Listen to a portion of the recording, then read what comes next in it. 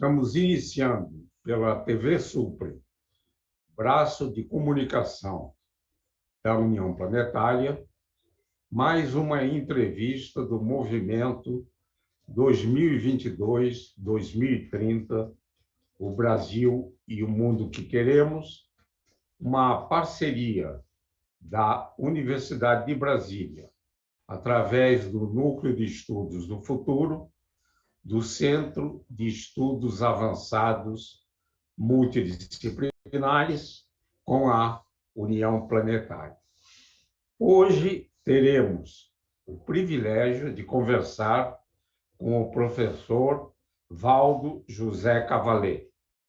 Vamos revisitar a formação básica e universitária do nosso convidado e as suas atividades nas áreas de agronomia e educação.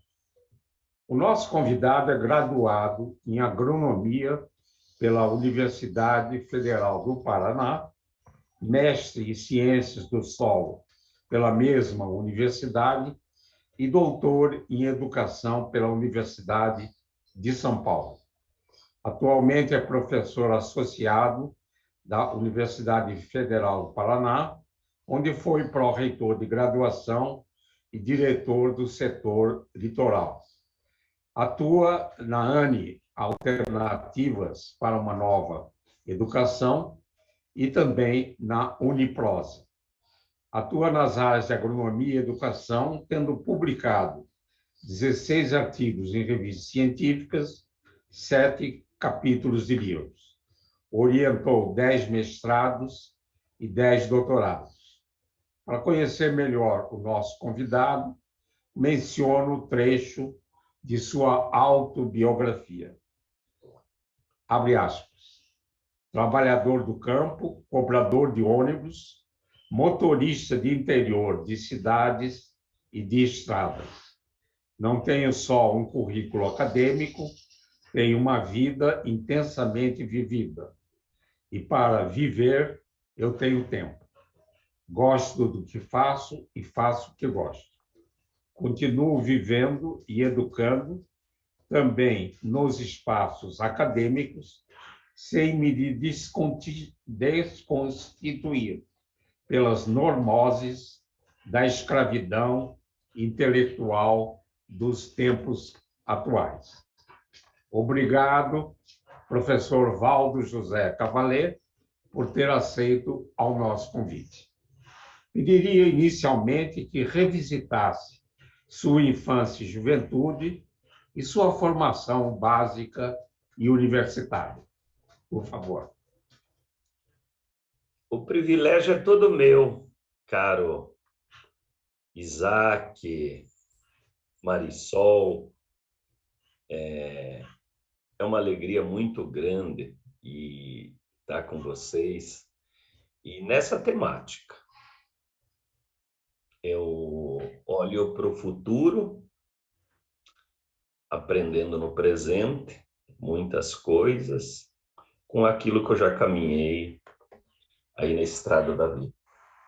Eu achei interessante a forma que você leu o meu currículo anterior, porque é um currículo que eu já abandonei. Então, aquele que diz professor associado, tudo aquilo, eu estou na ativa ainda. Eu continuo na ativa e pretendo continuar. Quando eu vejo uma pessoa brilhante, que nem o Edgar Morin, que vai em julho fazer 101 anos, e olhando a vida alegremente, é uma inspiração, como todos os outros, né, que já trilharam alguns giros ao redor do Sol antes do que eu trilhei, do que eu tenha trilhado. É uma inspiração muito grande. Assim como os diferentes povos, né, as diferentes culturas. A Marisol, quando eu olhei para ela, digo, eu não conheço Angola. E ela disse, é um local muito alegre, que trouxe para nós aqui a herança, né, da alegria, do olhar para frente. encontrei mais uma identidade, né, minha, que eu dizia, depois de ter morado na Europa um bom tempo, eu digo, mas de onde vem nossa alegria, né? E a Marisol hoje me deu uma pista muito boa. Veio da nossa convivência com os povos africanos que nos trouxeram tantas outras coisas boas, embora numa caminhada de sofrimento que a história há de reparar. Revisitar. Eu nunca gostei da escola, viu, Isaac? Eu gostei da educação, é diferente. A escola, para mim, era sofrimento. E eu relato isso nesse trecho da segunda parte da apresentação que você faz, que eu começo o cobrador de ônibus, motorista, aí é comigo mesmo, né? Eu sou lá já acho que nem atualizei pelo que você leu, né? Eu sou o cargo máximo da universidade, que é professor titular, e daí? Titular do quê?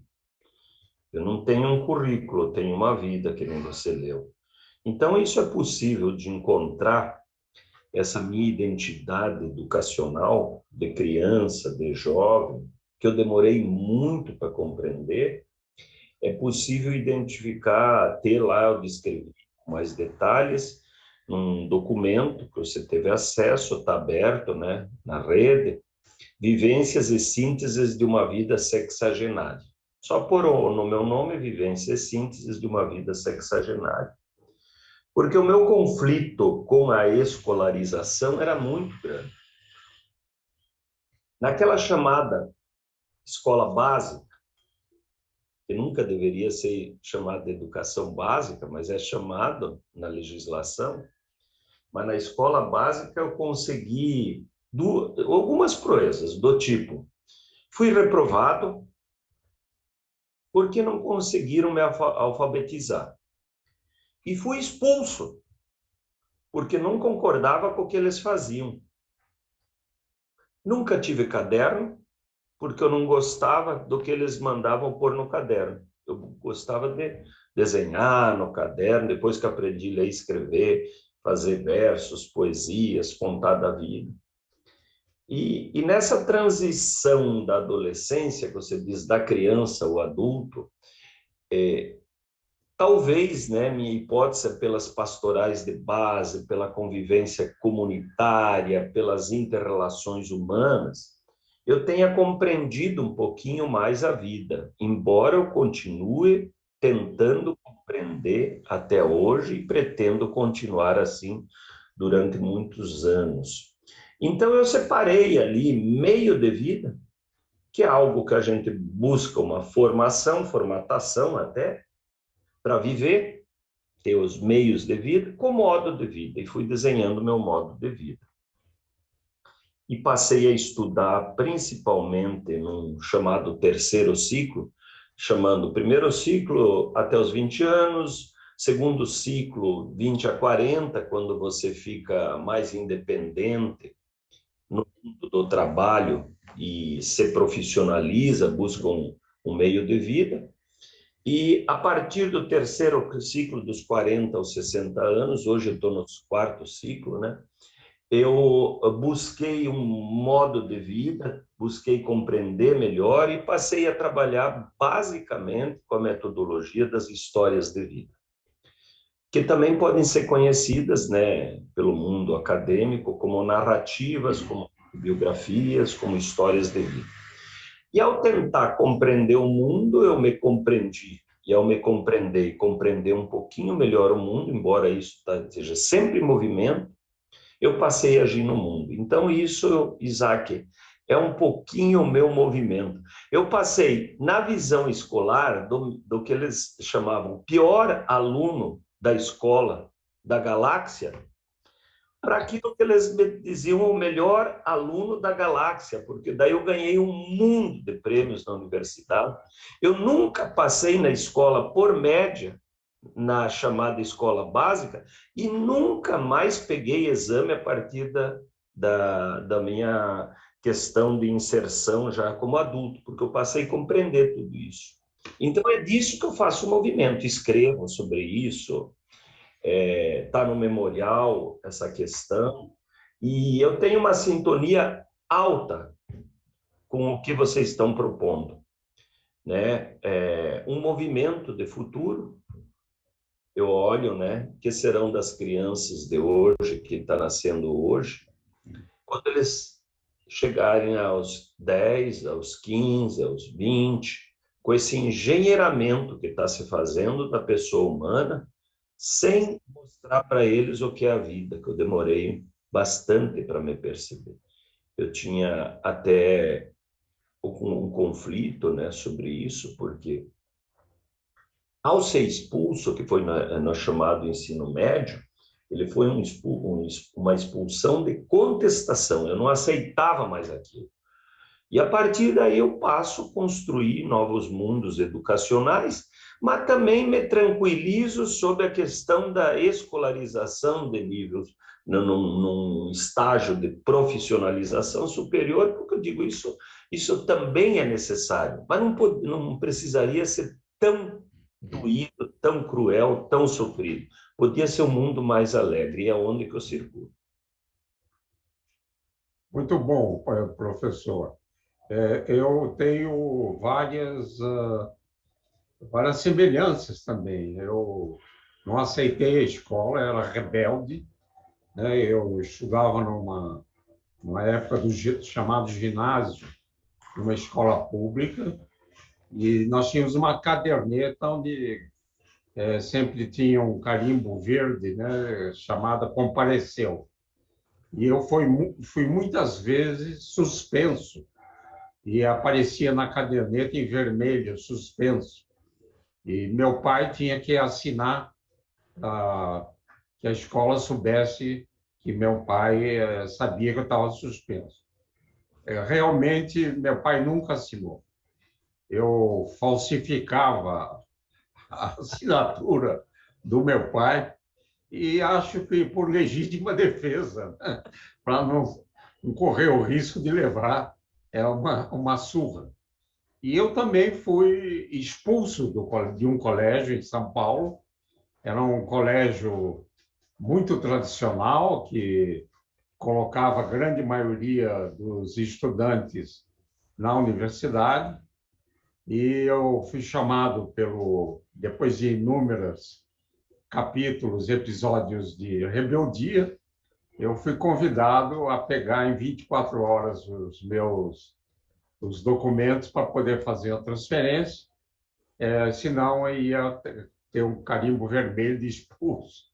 Então, eu não fui escravo dessa moldagem que a escola tradicional, né, fazia com os estudantes. Professor Valdo, coordena um grupo interdisciplinar de estudos e pesquisas para o desenvolvimento sustentável do litoral do Paraná. Poderia ressaltar a importância desse trabalho? Sim. Eu gostei das identidades nossas, né, Isaac? Não que a gente não desse conta de conviver com aquela escola, mas é que nós nos opunhamos a ela e pagávamos o preço. No meu caso, eu não precisei nem falsificar a assinatura, porque eu não levava nem os bilhetes para casa, eu já jogava na estrada. Eu não tinha caderno. Meu pai e minha mãe, nós 10 irmãos, 7 homens, 3 mulheres, o pai e a mãe mal e mal assinavam o nome. Então, eles tinham para nós que nós tínhamos que se virar com a escolha que nós fazíamos. E o meu pai chegou várias vezes a me dizer: se você não gosta da escola, sai daquele negócio lá que não vai te levar a nada. Mas se você acha que tem alguma possibilidade, e nessa fresta que eu me constituo, e vem essa segunda pergunta tua. Desde estudante da universidade, eu comecei a militar por uma educação diferenciada. E, na época, os DCEs, Diretório Central dos Estudantes, banidos pela ditadura, eu fui do movimento pró-DCE, para a reconstituição do DCE. E fui representante dos estudantes no Conselho Universitário da Federal do Paraná.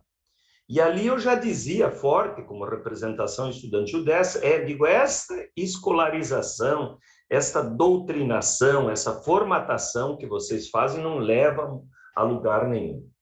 E eu trabalho nesse segundo ciclo meu, tentando movimentos que era o que eu compreendia, mudar disciplinas, conversar com professores, mudar professores, ajeitar currículos, e isso não chegou a lugar nenhum, porque era fazer furo na água.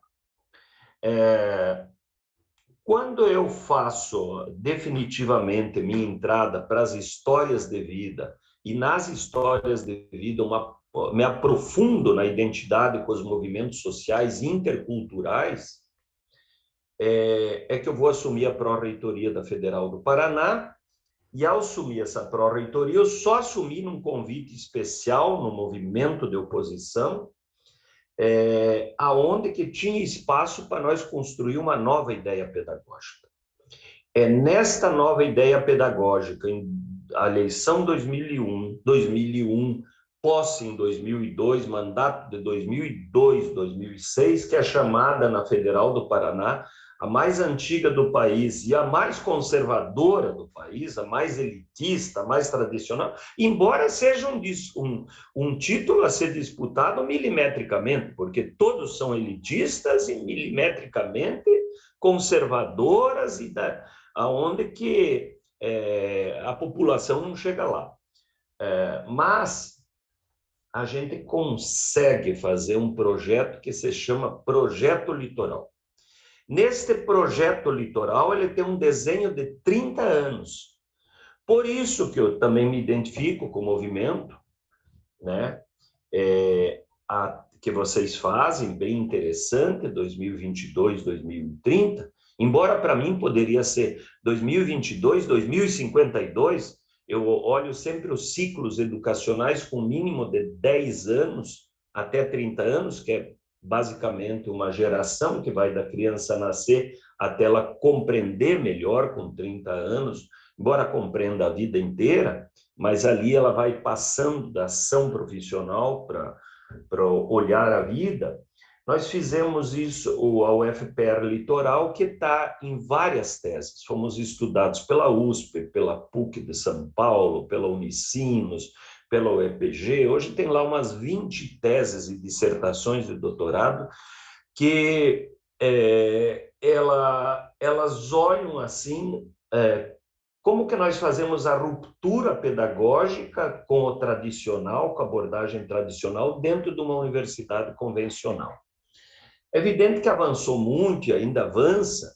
Eu digo assim, o chamado projeto pedagógico da UFPR Litoral, ele perdeu muito sua força, ele foi muito atacado. Nós fomos bombardeados por 8 anos dentro dessa sequência aí, indo para 18 anos já, mas mesmo ele tendo sido desmontado em muitos aspectos, hoje ele é muito mais avançado que qualquer universidade brasileira, e isso eu digo, do ponto de vista de humanização e de educação emancipatória.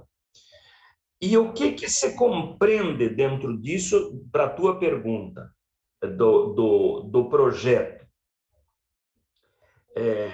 Posso lastrear essa mudança, talvez, num clássico da educação, que é do Luiz Antônio Cunha, Educação, Estado e Democracia no Brasil, que quando você faz o projeto educacional dentro de uma instituição, ele fica ao sabor dos mandatos, de 4 anos, de 2 anos, de 4 anos. E ele forma aquilo que o Luiz Antônio Cunha chamou de política zigue-zague. Você sonha com um mundo diferente e implanta até um mundo diferente, e vem a próxima gestão e te defenestra. Isso acontece nos governos. Então, Freud já falou disso lá, né? que o ato de governar, de educar, de psicologizar é quase a função impossível. Por quê? Porque nós ficamos ao sabor da nova gestão. E nós vimos que mesmo nos governos, quando se sucedem governos até dentro do mesmo partido, um vai desmontando na sequência outro. Bom, baseado nessa aprendizagem, que é o que importa, nós fizemos o seguinte, Isaac. Nós criamos um movimento, que é a tua pergunta, tudo isso para dizer tua pergunta, que ele se chama Moane. Ele é encontrado num canal do YouTube, hoje, cada vez com mais material, mas ainda no começo, que se chama Moane, é uma sigla, Movimento de Alternativas para uma Nova Educação. Ela está no campo emancipatório e ela se baseia em 6 pilares para superar aquilo que a política zigue-zague e outras políticas. Primeiro, nós não trabalhamos mais disciplinarmente no movimento. Nós trabalhamos com os intersaberes. Segundo, nós não nos lastreamos apenas numa instituição. Nós trabalhamos interinstitucionalmente para superar a gestão de alguém que resolve desmontar o que já foi feito ou inventar a roda de novo. Terceiro, nós trabalhamos interterritorialmente. Então, hoje nós estamos em vários estados do país, não fazemos muito marketing, porque a nossa questão não é vender educação, não é vender mercadoria, não é sair como heróis do não sei o quê. Nós trabalhamos muito mais no anonimato, mas trabalhamos interterritorialmente, inclusive internacionalmente. Quarto, interculturalmente. Nós, a partir do momento que você vê uma cultura diferente, imagina eu olhar a Marisol aqui, eu já vou trazer ela para o Moane e dizer, Marisol, conte um pouquinho da tua terra, conte um pouquinho da tua vida no Brasil, vamos trocar, tem vários materiais lá sobre isso. O quinto pilar é o interexperiencial, todos nós temos experiências, absolutamente todos, e o sexto é intergeracional. Uma criança de 1 ano nos ensina muito, e o Edgar Morin, com 106 anos, nos ensina muito. Então, esse é o movimento que eu, de certa forma, coordenar é um exagero, porque ele está passando para autogestão, Isaac. Porque o coordenador é o ponto frágil. Se eles querem destruir alguma proposta institucional, eles atacam institucionalmente. Uma proposta que supera isso, eles vão atacar o coordenador. Então, você tem que diluir o coordenador também. Certo. Essa atividade, né, em a gente reformular, né, a educação brasileira, né, é fundamental para que tenhamos, nas gerações futuras, o ser humano humanizado, né? Coordena também um projeto de formação continuada em Cerro Azul, no Vale do Ribeira. Poderia descrever as principais ações nesse projeto? Todas as ações que eu fazia, e eu e mais uma porção de gente, institucionais, que elas tinham um certo vínculo com a UFPR Litoral, ações de extensão, ações de pesquisa, ações com os movimentos sociais, elas foram tudo para baixo do guarda-chuva do Moane. Então, o movimento hoje abarca tudo isso. Nós passamos a fazer um movimento que ele tem, vocês vão encontrar lá no site do YouTube, por enquanto, vocês vão encontrar tudo em movimento, é tudo interativo. Então, esse projeto do Vale do Ribeira, ele passou a ser incorporado no movimento todo. Dou mais 2 exemplos, 3. Nós temos um movimento de ressignificação de cada pessoa pelas histórias de vida, que era a antiga, chamado formação continuada de professores. Formação continuada de professores é adestramento, de um modo geral, com raras exceções. Nós temos o EMAS, né, que é uma educação, meio ambiente e agroecologia e sustentabilidade. Nós temos o Planeta Moane, que a gente interage com outros países. Enfim, nós temos 15 espaços, e um deles é essa tua pergunta, que a gente atua no Vale do Ribeira. Por que Vale do Ribeira? Para concluir, é porque o Vale do Ribeira é a região mais pobre do sul, sudeste, ao menos a parte de São Paulo, Rio, do Brasil. É um nível de pobreza muito grande que nós nos colocamos nessa área em parceria com eles, com os quilombolas, com os agricultores familiares, e atuamos lá. Então, isso, Isaac, era um projeto anterior mais universitário, hoje ele faz parte do guarda-chuva do Moane, Movimento Alternativas para uma Nova Educação. Para a gente arredondar esse tema da educação, qual é a sua visão sobre a educação brasileira e quais são os gargalos e as perspectivas do futuro? O maior gargalo, que é mais fácil responder, é considerar educação sinônimo de escolarização. Nem de brincadeira dá para fazer isso. Educação é um processo de vida, que tem dentro dele a escolarização, que pode educar ou não. Educação como processo de humanização e de emancipação de cada sujeito, e sujeito do Paulo Freire. Enquanto nós tivermos isso como sinônimo, a política pública vai achar que vai resolver pela escola formal. Então, nós temos avançado, mas milimetricamente as dominações avançam quilometricamente. Enquanto nós fizemos vários passos na escola brasileira, através da escola brasileira, que tinha um sentido de educação, o negócio educacional foi tomando tudo por cima, seja na escola privada, ou seja, privatizando as ações da escola pública. Então, isso é um gargalo, embora tenha avançado. E é evidente que num governo que não é democrático, vira de vez um negócio. Então, nós temos que voltar a ter uma política pública, como outras, mas na educação, e dentro dela é fundamental a educação popular. A educação popular tem que conversar com a política de Estado, mas não é a política, a educação popular. Quem faz a gestão da política pública, ele tem que olhar para a educação popular, ele tem que parar de fazer esse sinônimo e medir tudo por parâmetros internacionais, que são parâmetros de padaria. Quanto você avançou, que nota você tirou, que não sei o quê, tudo isso aí é uma bobajarada que vai passar séculos e não vai chegar a lugar nenhum. O que nós precisamos é numa gestão pública democrática, um olhar que melhorar a escola pública, mas fazer ela conversar com a educação popular e isso ser uma política geral. Hoje nós educamos muito mais para a vida nos movimentos sociais, nas comunidades, do que nas escolas.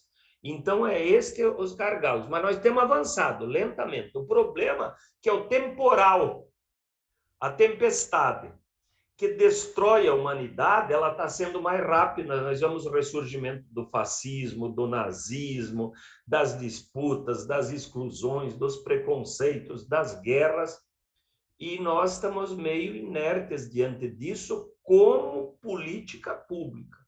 Mas os movimentos sociais estão avançando e são geniais. E no próxima Fresta Democrática, eu acho, Isaac, que nós temos que criar essa parceria. Educação pública, educação comunitária, dentro da gestão como uma política de Estado. Perfeito. Assino embaixo essa formulação. Professor Valdo, estamos nos encaminhando para o final da entrevista e o nosso movimento 2022-2030 ou 2050, como sugeriu o Brasil e o mundo que queremos, pretende envolver os jovens na construção de caminhos para termos um Brasil e um mundo melhor e mais justo. Poderia, nesse final de programa, enviar uma mensagem para os jovens que nos assistem?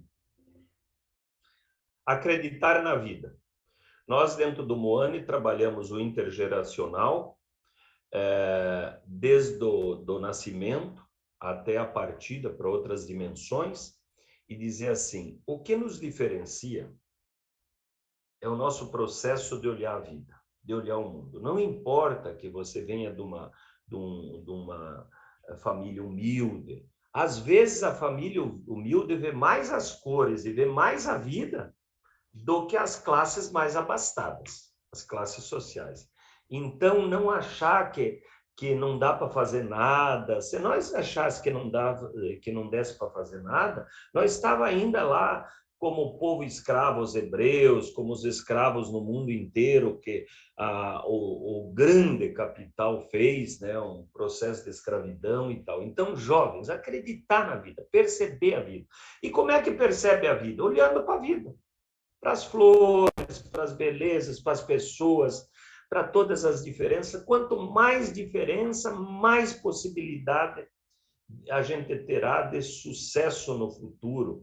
E não é sucesso no ponto de vista mensurável, é um sucesso de vivência. Eu quero deixar o parabéns para o movimento de vocês, Isaac, eu não conhecia, deixar o parabéns aí para a Marisol, agradecer muito, passei a conhecer, vou compreender melhor o movimento de vocês, vou me somar, porque os jovens, eles têm que ser chamados em todos os espaços, em rede, em roda, como Paulo Freire disse, todos aprendem com todos. Não é professor, todos são educadores. Eu não permito me chamar de professor, hoje eu fiz uma concessão para o Isaac me chamar de professor, né? Mas a primeira coisa, quando o cara me chama de professor, eu digo, não sou professor. Todos nós aprendemos com todos. Muito obrigado, um grande abraço para vocês e nos veremos com certeza aí para frente. E os jovens, acreditem na vida. Bela mensagem humanista, Valdo José Cavalieri. Retiro o professor e substituo o professor por humanista, o que realmente e realmente todos os chamados professores deveriam ser humanistas nessa batalha de nos humanizar, né? Os seres humanos, eles precisam se humanizar. Muito obrigado, professor Valdo José Cavalieri. Desejo sucesso nas atividades da Moami e vamos encerrar essa entrevista com um olhar otimista para o futuro. E não só olhar, mas trabalhar para esse futuro seja realmente virtuoso. Esse e outros programas do Movimento 2022-2030, o Brasil e o Mundo que Queremos, podem ser acessados no canal YouTube do Canal Super. Gostaria de agradecer imensamente a todas e todos que estiveram com a gente e nos encontraremos em uma próxima oportunidade. Até lá!